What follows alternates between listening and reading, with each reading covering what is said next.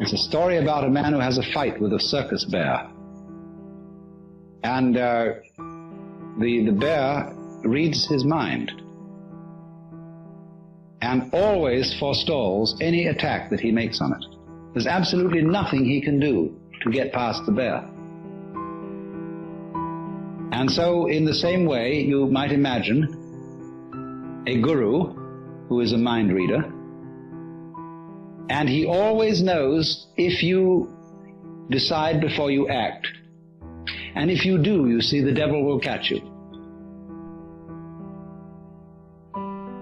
Instead, you see, of deciding that you won't be an alcoholic anymore, the only thing to do is not to drink, without any previous decision on this matter. But how can anyone do that, you see? That's the question. How can I decide not to decide? How can I announce that I won't make any announcement without making an announcement?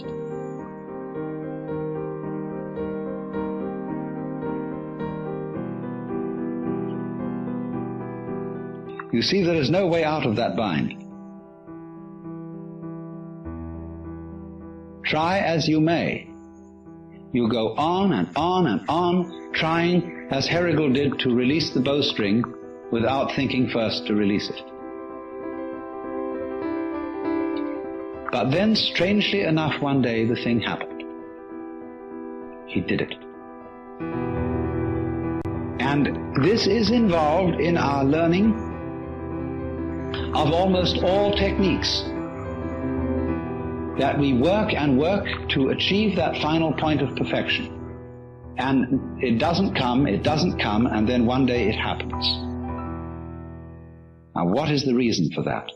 Is it simply, and this is really, you know, a way it's usually explained, but this is an oversimplification.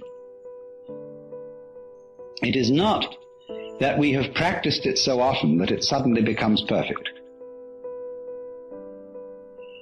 It is much more subtle than that.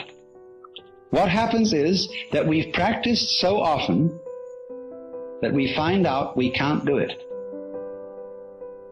And it happens at the moment you know you can't do it. When you reach a certain point of despair, when you know that you are the one weird child who will never be able to swim, at that moment you're swimming. Because the desperation and the total inability to do it at all has brought you to a point which we might call don't care. You stop trying, you stop not trying to get it that way. You just have arrived at the insight that your decision, your will, doesn't have any part in the thing at all. And that's what you needed to know. You've overcome, you see, the illusion of having a separate ego. There is no way of telling anyone that that's an illusion and getting appropriate action, because we are thoroughly indoctrinated with the idea that it's real. And if I say, well, I'm going to get rid of my ego, that's what the Taoists call beating a drum in search of a fugitive. He hears you coming.